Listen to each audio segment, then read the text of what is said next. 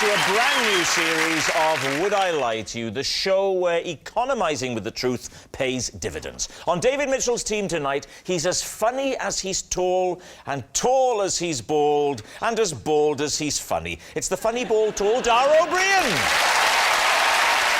And the only man lucky enough to see Tess daily from Splash and Family Fortunes, TV presenter Vernon Kay. And on Lee Mack's team tonight, an actress who starred in both A Midsummer Night's Dream and Strictly Come Dancing. So we've seen her bottom and her cha-cha. It's Denise Van Outen. Borderline, yeah. And a comedian who, on his show about work experience, did a stint as a dustman. Although you don't really need training for that, you just pick it up as you go along. It's Rhod Gilbert! And so to round one, Home Truths, where our panellists each read out a statement from the card in front of them. Now, to make things harder, they've never seen the card before, so they've no idea what they'll be faced with. And then it's up to the opposing team to sort the fact from the fiction. Dara is first up. Dara, please reveal all. OK. In nightclubs, in order to impress the ladies, I used to break into my special catwalk move. I hope this is true. Lee's team. Before, you know we're going to ask you to demonstrate it. Before you do, can we just clarify? You mean like a model, or were you on all fours and weeing? And walking at the same time. No, like a model, OK, well, could you demonstrate for us now? Well, no, that'd be ridiculous. No, that's why I'm asking. Yeah. No, because if I showed you that I did a very good catwalk move, then obviously I'm telling the truth. Not necessarily. You could be lying, but you are able to do it. You could say, when I used to go to nightclubs, I would occasionally stand on one leg. And if I said demonstrate, you'd go, no, because if I stand on one leg, it'll prove I can do it. And I'd go, no, proves you can stand on one leg. It didn't prove that you used to do it in nightclubs. So I ask you again, get yourself on the floor and start walking.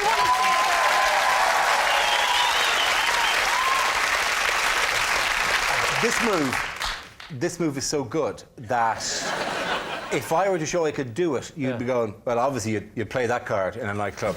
Just imagine we're in a nightclub now, nightclub setting. I'm single, I'm well up for it, I'm from Essex. I'll take this.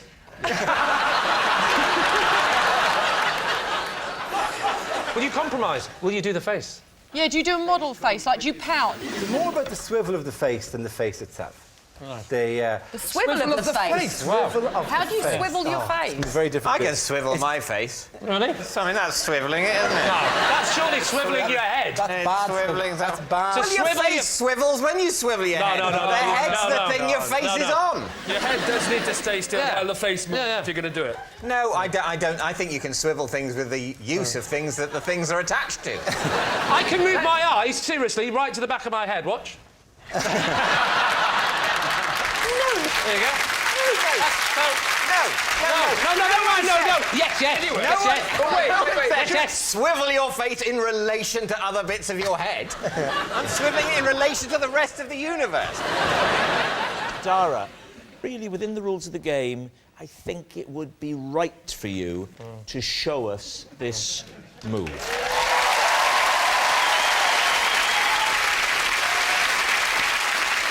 Dara, I'm going to help you here, OK? No. Here, yes, I am. I'm going to help you. I'm going to give you a little bit of music so you've got something to work with. Oh, inspiration. Now, I don't know if we've got anything ready, but hit it. Wait, stop. Wait, no, hold on. This is the catwalk area here, right? However, first the model walks out to the start of the walk, right? So I'm slightly backstage here. I'm nervous. I'm ready to go, right? This will be the catwalk area here. When I hit the bend, watch for the swivel, right? Dara, was this boring bit part of the chatter? Oh, man. Did you have to explain it all before you did it, but what she was about to see? Did you have the confidence in the nightclub to go? Cut the music! I'm not ready! Cut the music! Everyone, stop having fun! I'm not ready!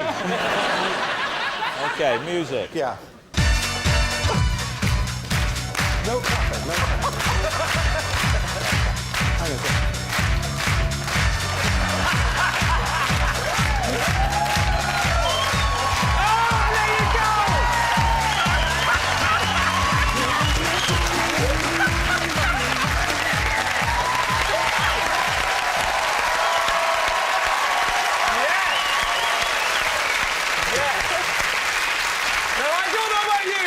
But I find that very attractive.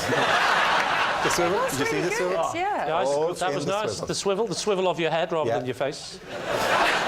What you're asking for would require surgery. That's what the women used to say when he used to chat up.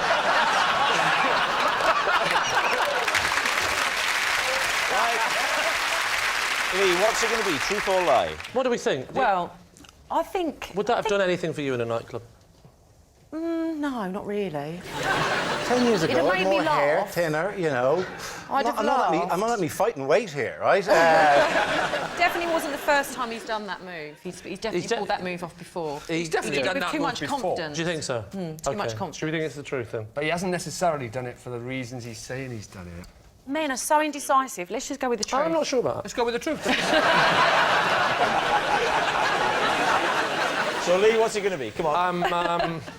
Should we go for We'll go for the truth. Let's go for a truth. Right, they're saying it's the truth. Dara or Briain, were you telling the truth or were you telling a lie? It is true.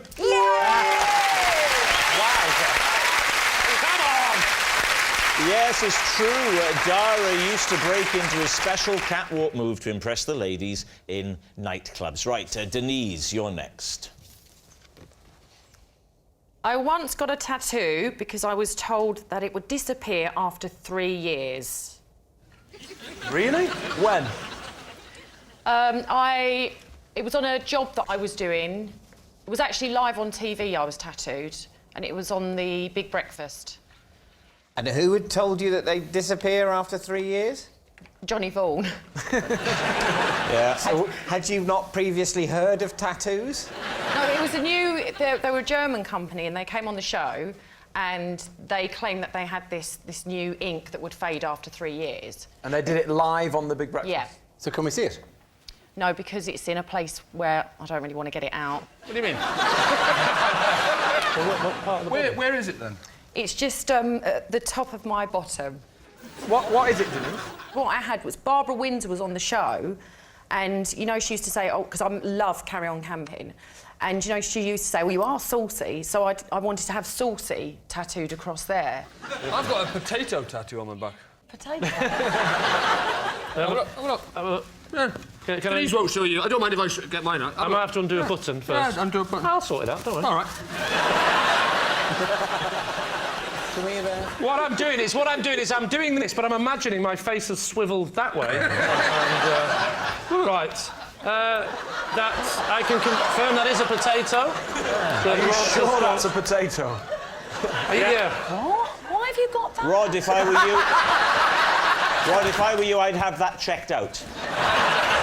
Has it changed shape in the last few years? Used to be a chip on his shoulder. Right. There it is. Beautiful. Do you know what? It was worth it just for that. So, Denise, you've already said, if this is true, that we can't see it. Well, I don't mind showing you. Oh.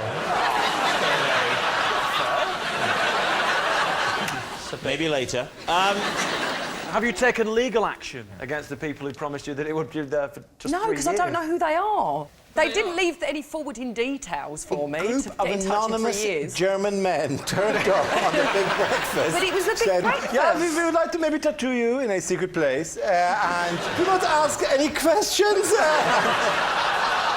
So, David, what are you going to say? Is this the truth, or has she made this all up? I believe that you might have had a tattoo on television. What I can't believe is that you'd think that a tattoo wouldn't last forever. That I think you'd go, well, But fine, she'd I'll been have a told tattoo. by Germans that it would go. Yeah, the two greatest authorities, Germans and Johnny Vaughan. Yeah. What do you think, Dara?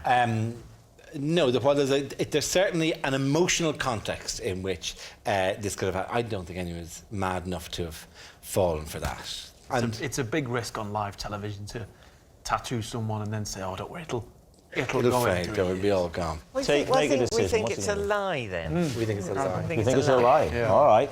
Yeah. Denise van Outen, were you telling the truth then, or were you telling a lie? True. That's great. I don't think you're going to get away with that. That's really good. Yeah, it's true. Denise did get a tattoo because she was told it would disappear after 3 years. Now, you did say that I was the only one. Only you. Only me. Where will I see it? Where will we... Look how will we away. do this?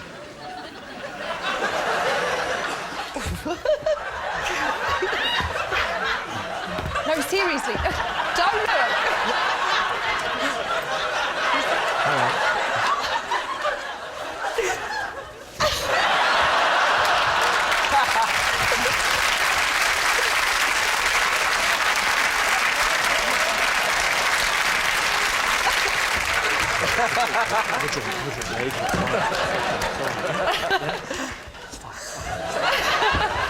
It's fine. I need counselling. Right. Our next round is called This Is My, where we bring on a mystery guest who has a close connection to one of our panellists. Now, this week, each of David's team will claim it's them that has the genuine connection to the guest, and it's up to Lee's team to sort out who's telling the truth. So please welcome this week's special guest, Mel.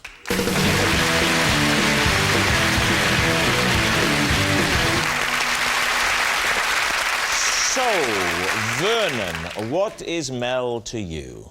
This is Mel, and he came to the rescue when I almost blew up a banana factory. David, perhaps you'd like to explain how you know Mel? This is Mel. He's the postman who had to retrieve my phone from a postbox when I accidentally posted it instead of a letter I was carrying. Finally, Dara, how do you know Mel? This is Mel. One night we were out stargazing and we were quizzed by the police because they thought we were peeping Toms. Lee's team, where do you want to begin? There's something about, if he had said blown up, he blew up a banana factory, it would have been bizarre. There's something more bizarre about almost blowing up a banana factory. What did you actually do in the banana factory? Well, what happens in a banana factory is that bananas come in from a foreign land, let's say the Caribbean, and they are ripened in Bolton. They're ripened in Bolton? There's not enough sun in the Caribbean. Did you work in this banana factory? I did, yeah. Right, what was your job? Do? Were you the banana straightener? No. Or were you the banana bender? Maybe they come in straight, and it's his big muscly body that turns them into that shape.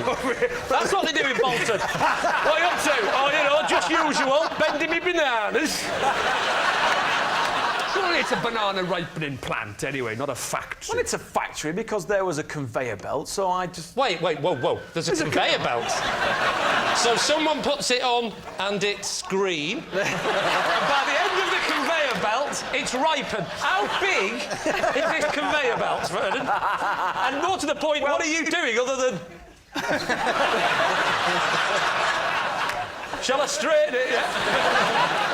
What did Mel do? Mel, he was one of the foremen in the factory. There was only 4 men working in a banana factory? How did you almost blow up this banana factory? I was on a forklift truck, and what happened was I inadvertently drove into a gas heater and disconnected it. Right, and then what happens? And then the factory filled up with gas. Really properly fills? Yeah. What did Mel do? So what did Mel do? How did he save you? Mel shut down the factory and evacuated the building. Leaving the bananas to ripen themselves. Now, what about David? What did we think of David's story with the post box? What were you supposed to be posting? I had a card and 2 normal letters to post. Right. And the nearest post box to me has a very narrow aperture. Right. So only... What, for the letters? Yes, yeah. I know the kind of thing. Or for, you know, whatever you want to use it for. But it's... We've got them back home. Yeah. And you can't get them in sometimes. You can't get the wider things in. Right. So... So you thought I'd just post whatever fits, and that was your phone? Stuck my keys in it. Oh, they go in, the keys go in. Did it change? Oh, that goes in, all right? That's the stuff that is. I was contemplating what an outdated medium snail mail was, and I thought, this will show them. No, I in my confusion, I thought, oh, that doesn't fit. I'll post Those two, they fit. And oh, what a fool! Oh, so the two. What a fool I've been! The two. If only this were happening in a sitcom. The 2 letters and the phone go in at the same time. Yeah. So you emailed it and put a hard copy in at the same time. So how did Mel come into it? Was he? How did he bring it? Well, luckily, Mel had also fallen in. And, he just reached it out, didn't he? And Well, passed it yes, out. I mean, I hadn't realised that pillar boxes were manned until then. He simply handed it back. So go on. What happened next? I noticed that the last collection of the day was happening about half an hour later. Right. So I thought, I know what I'll do. I'll simply wait. Fiendishly clever. No, you didn't. So what are you thinking? No. Remind me again of your truth, lie. He Mel and I were stargazing, yeah. and the police quizzed us because they thought we were peeping Toms. Was it just the 2 of you? Yes, it was actually, yeah. And what were you stargazing at? We were looking at a meteor shower. Oh, OK. Yes. So the 2 of you were out... what have you got? You got the telescope? No, you don't. What have you got? You just use binoculars. Binoculars? Binoculars. Naked eye generally, binoculars. You see, you don't use a telescope because they move quite quickly, so you'd have to be really fast on a telescope. You'd be playing it like a like that. Yeah, all right, but if you want a really good look, why don't you use 2 telescopes, like binoculars? Okay. So that's even better than binoculars. And also, if 2 things happen at once, you can go, and the moon's looking nice. So when the police turned up... We could see the police car coming, because it just drove along and then stopped, and 2 of the lads came over and walked over to us. But what We did were like 2 men standing in the middle of Ealing Common. There's houses all around, but with binoculars. Yeah, but you're looking... Surely you don't look at you like that, right? Right up in the air. I know, but maybe they saw during the midpoint of that. I don't know. No. You don't go, right, let's start at the ground and go... You go like that and you do that. You don't go, would you like a cup of tea? Yeah. But, sorry, I can't see. Everything's blurry. I don't You think can that's take right. them off, can't you? To be fair, nobody goes like this when they're using binoculars. Right, head up and now binoculars. They don't do that. They do. They go, look at that there. Oh, yeah. Yeah, but What they don't do is go, have you seen the moon tonight? Wait. I need a bit of a run-up. Don't forget Dara's face moves independently from his head as well. That's true, yes. He can swivel his face. Nothing. And look at the woman in the bathroom behind, it's true. Right, Lee, we need an answer. Is Mel Vernon's banana hero, David's postman pal, or Dara's saucy stargazer? What do you think? I think the difficult thing is that Mel's got a tan, but you can get a tan in all 3 of those jobs. Well, he's going to the Caribbean a lot to pick up bananas. Stargazing, you can get a tan off that if you're out there long enough, and a postman, outdoors all day, yeah. You know that stargazing is done predominantly at night. There's not a shadow of a doubt in my mind that Mel worked in the banana factory. OK, you're saying banana man. I definitely, if I saw Dara and Mel on Ealing Common, I would think they were a couple of pervs. But Dara could have said, it's OK, I work in TV. And the police would go, well, that makes it impossible then. So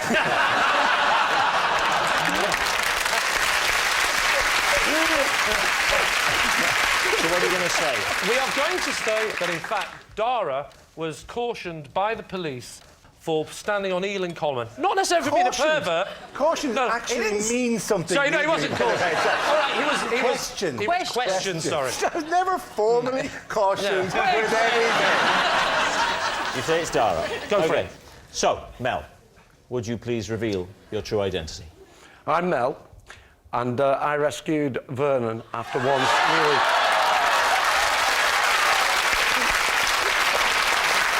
Yes, Mel is Vernon's banana boss.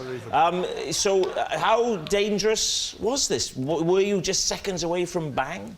Virtually, yeah. Vernon's driving the forklift, and like he said, why didn't you speak like this before? Why isn't he allowed to speak? Now, what was Vernon known as within this factory? Little Vern. Little Vern? Little Vern. Oh. Stand up next to Mel, Vernon, and let's see Little Vern now. Mel, thank you very much indeed.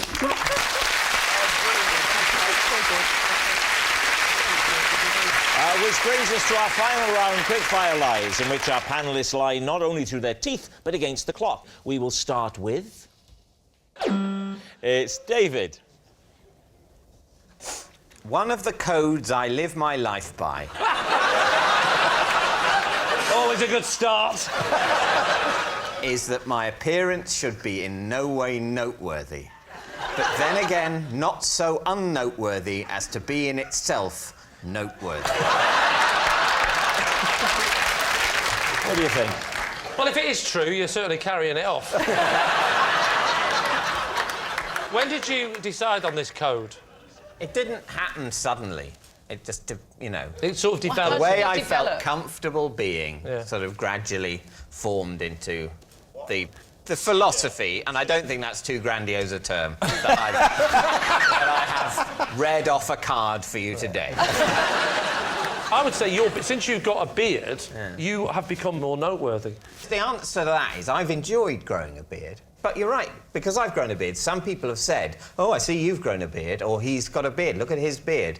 And I hate those moments. Can I just put you up on the point? I deeply hate those moments of being physically noticed. Have you really enjoyed growing a beard? Well, no, well, that's what's so odd. I mean, I haven't, like, hugely enjoyed it. It's not been like a brilliant roller coaster. but it's just very, very slightly I've enjoyed it. And very slightly also I've had a sense of achievement.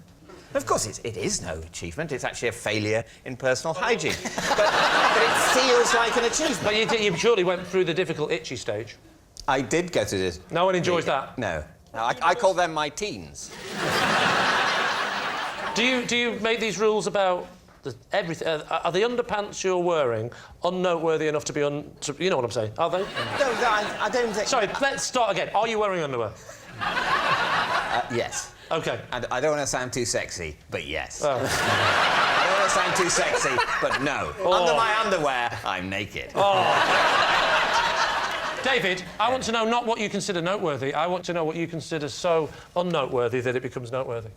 A grey tie. If you were in a suit, and like you're in a suit-wearing scenario, and you wore a grey tie, that would be so unnoteworthy as to be in itself noteworthy. So a grey tie... It could be so colourless, so not wanting to draw the eye, it would draw the eye. It's how you spot spies, isn't it? People who are just trying to blend in so much, they blended in so much they're noticeable. It's true.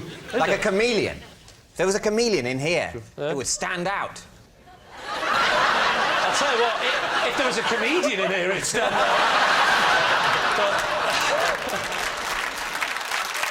It's a worrying round of applause on the subject of our Is it true or is it a lie? Make your decision. I think it's true. I think it's very plausible that David would be like that. OK. Yeah, I think it's true. True? I'll go with my team and say it's true. All saying true. David, truth or lie? Yes, well, of course it's true. Yes, it's true. One of the codes David lives his life by is that his appearance should be in no way noteworthy. Next. It's Rhod. I once dug up my dead hamster and gave it a wash.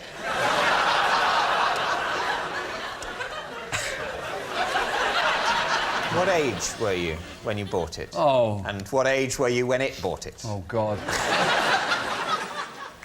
When I bought it, I must have been 25.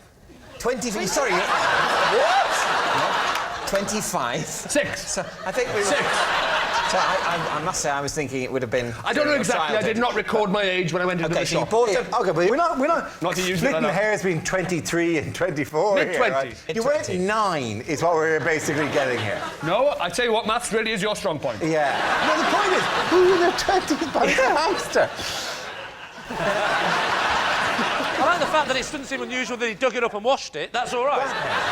Did you wash it? Hamster in your mid-20s? Did you wash Surely it? that's not the bit you should be focusing on.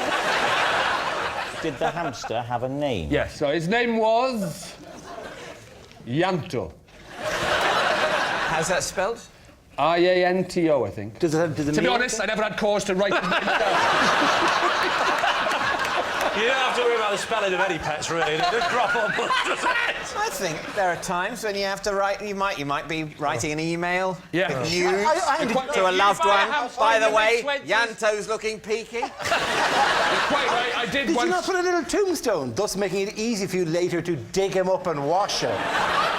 He did have a tombstone, yeah, of sorts, yes. And did he not have Yanto written on the tombstone? Tragically, there was already something written on his tombstone. What was it on? It was a lollipop stick. It had a joke on it. The hamster died and you buried it where? In the garden. How long was it under the earth before you dug it up? Was it sort of months later? No, probably a day or two. Was it in a container, a sort of hamster coffin? It was in a container, yeah. What was the container? It was in a smoothie bottle. A smoothie bottle. He was in a smoothie bottle. How did you get the hamster into the smoothie bottle? With the lolly stick. No, I took the top off and just pushed him in. You sort of forced him in? Because I imagine... I had to, he was dead. I tried persuading him, but it didn't work. And then how would you get the hamster out to wash it? Or did you put the water in the bottle, put the lid back on, give it a shake, and then take the lid off, and then... No, you wouldn't want to put water in. You'd want to put lots of fizzy drink in, shake it up, and he's out. And then you go... The thing that we haven't established in all of this is why you felt you had to clean him. Because he had like a strawberry Mohican. It was gone stiff. There's still strawberry stuff in there. Yeah, I hadn't rinsed it out properly. And you were racked with guilt. Yeah.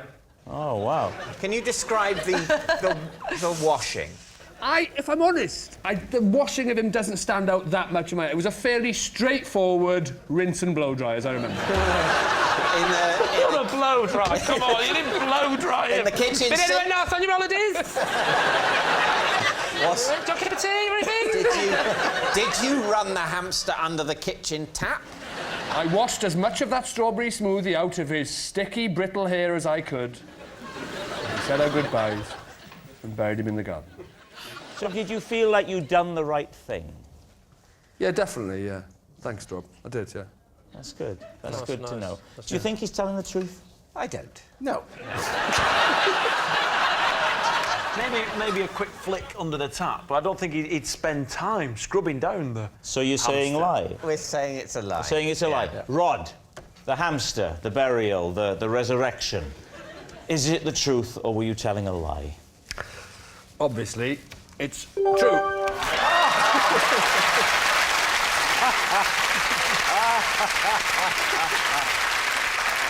Well, it's true, and it's very upsetting.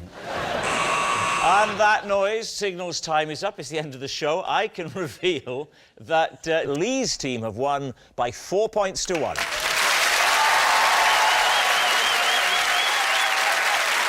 But it's not just a team game, and my individual liar of the week this week is Dara O'Brien. Yes, Dara is so good at lying, even Lance Armstrong thinks he should ease up. Good night.